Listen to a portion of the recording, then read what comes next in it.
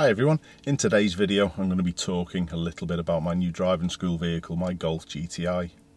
I'll be looking at why I sold my BMW and also chose to go for another less than stereotypical driving school vehicle.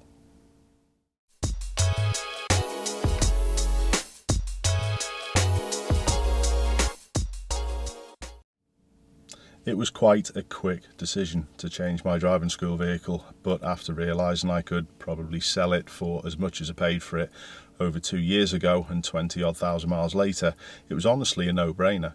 The BMW was coming up to 3 years old, and because I'd had a couple of problems with it and the warranty was about to lapse, I decided to become BMWless. The car that I needed had to be primarily suitable for teaching driving instructors. It could have been an automatic, but I did decide to go for the manual.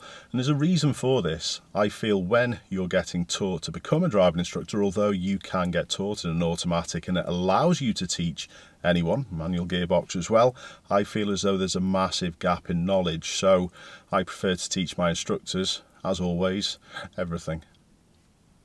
So this time I fancied something a little smaller. A few of my students, particularly the learners, did find manoeuvring the BMW a little awkward with its high sills, so it was time for a smaller hatchback. I've always liked the Golfs and there was nothing else that was seriously considered. I did do a review a while back on a Seat Leon, which is effectively the same platform as the Golf, and I like that car, so it was an easy choice. I was also able to get He-Man dual controls for this car, unlike the universal set that I had in my BMW. They were fine for emergency situations, but what I did find, because I didn't really want to use them, is that it put more pressure on my verbal instruction, and this transferred over to the students. It actually made them feel a little bit more under pressure, and it gave them more driving anxiety. Go on, have it. Good, off we go. Keep up with the blue one again. Keep up with the blue one, don't go past it. Keep up, you're heading to the right. Don't go right, keep up with the blue one. Keep up with the blue one. Although you should only use the dual controls when absolutely necessary, last resort if you like, knowing now that I've got a proper set that work impeccably has made the lessons much more relaxed. To any other instructors who are thinking of getting a car that can only be accommodated with universal dual controls, don't bother. My driving school vehicle has also been an advertising tool, so when I found out the new Mark 8 Volkswagen Golf GTI was insurable as a driving school car, my decision was made.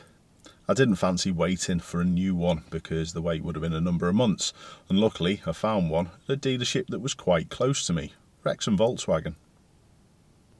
After a short test drive, I was sold. This car does also have the adaptive dampers, so Liverpool's potholed roads aren't going to seem quite as bad.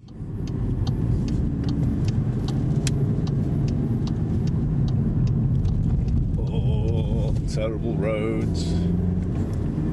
Wish I'd had it in comfort there. It's also got the winter pack, which includes heated seats and a heated steering wheel. There is also a head-up display, but I did have one of them on my 3 Series and rarely used it, so that wasn't a big selling point. I wasn't totally happy with the service I got from Wrexham Volkswagen. When I'd had my test drive and I'd left the deposit on the car, it racked up another 300 miles by the time I came to collect. And that's not right. Please make sure that you look out for this when you are going to purchase a second-hand vehicle. Most of us buy these cars nowadays with an agreed mileage over the set term of the purchase, so this situation was wrong, although it was rectified relatively easily. My next grumble is that the car developed a fault a few days after I started using it. Now, initially when I purchased the car, I drove it home, but because I still had the BMW, it was actually sat still and unused for a few weeks. But when I came to my first lesson, it actually started displaying all kinds of warning messages and errors on the dashboard.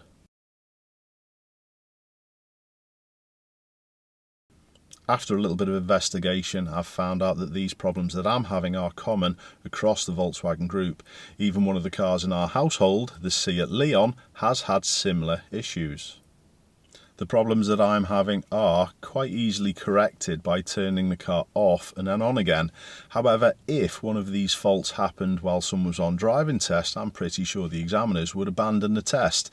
And then my students, whether it be a learner or a driving instructor, may have many months wait before they can get another test. So it's not ideal. In my opinion, there is no way in the world Rex and Volkswagen didn't know about this fault when they sold me the car. It's as if it's going to a different part of the country.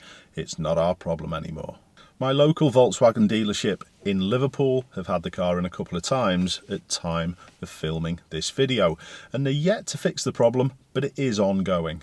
And I'd like to take this opportunity to ask my viewers, have you had any similar problems with your Volkswagen Group vehicle? And if so, have they been rectified yet?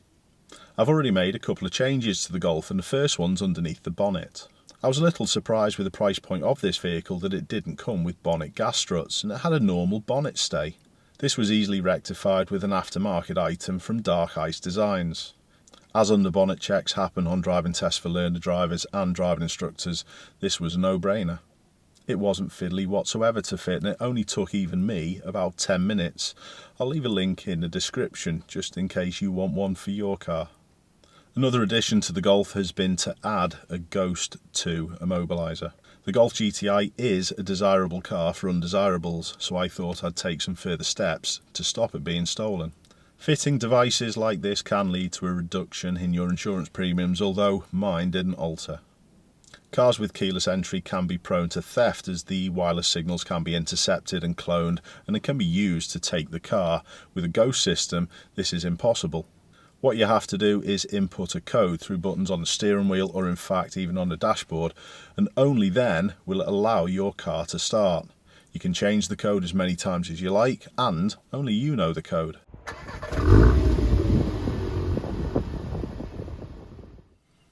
I got Lewis down at Liverpool Auto Care to fit this system for me. Lewis helped me with a dashcam install on the Mercedes A-Class, and I highly recommend them. I did pay for this unit, it's not sponsored, but I'm happy to leave a link in the description. Check them out. So what's the Golf like to drive? Well, it can be really comfortable and economical, but at a flip of a switch it turns into an entertaining driver's car.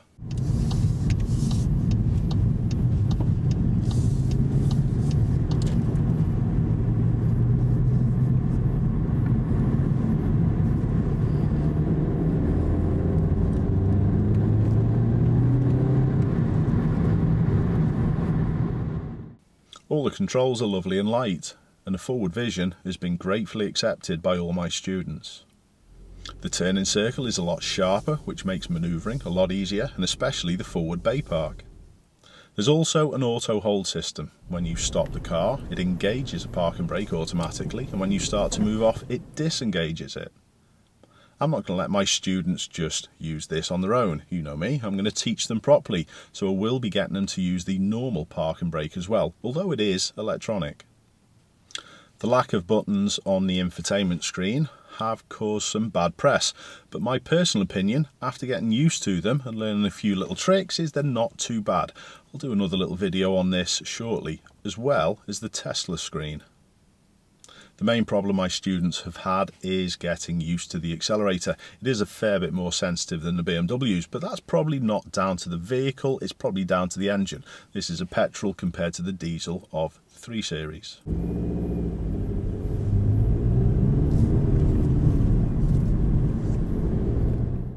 Overall, I'm really pleased with my choice. It is a little bit more expensive to insure and run on fuel than the BMW.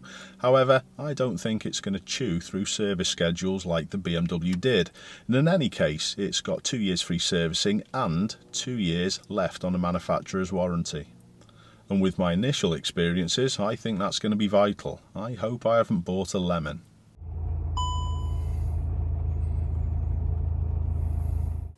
The main thing this car has added to my daily drive is a little bit of fun. Although it's not as fast 0 to 60 as the Tesla, I'm not really bothered anyway, it is a lot more engaging.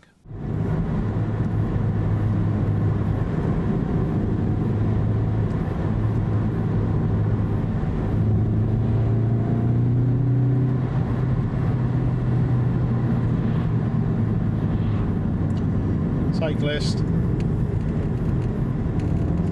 Saw his shiny pink helmet.